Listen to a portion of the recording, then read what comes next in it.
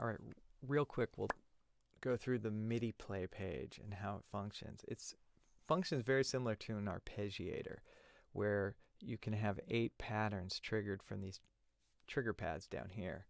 So how you do that is there's 8 presets, and if you just grab it, you can drop 1, drop 2, etc. And now I can switch on my keyboard or however you have the trigger pad set up. So basically it's a MIDI file player.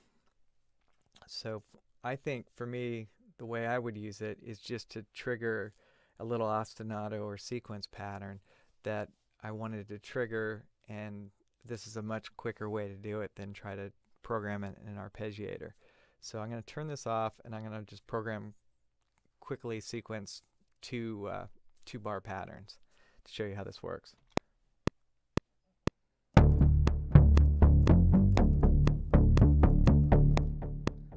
Alright, we'll call that pattern 1 after I drop it in. And the way you drop it in is you turn it on, and then you just grab your MIDI file and drop it right there. And then I'll hit replace. And now we'll go to pattern 2. I'll turn it off, and I'll program another variant of that.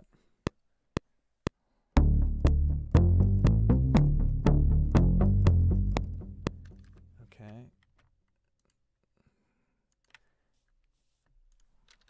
And now I'll drop that in on pattern 2. Okay, so now these patterns will play back totally locked as I trigger any note in any key. So let's go to pattern 1. Go up an octave, 2, 3, 4.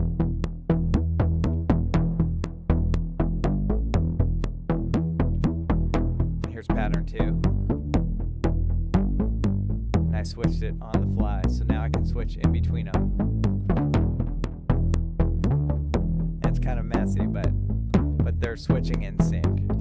And you can do up to 8 patterns and trigger them and on the fly.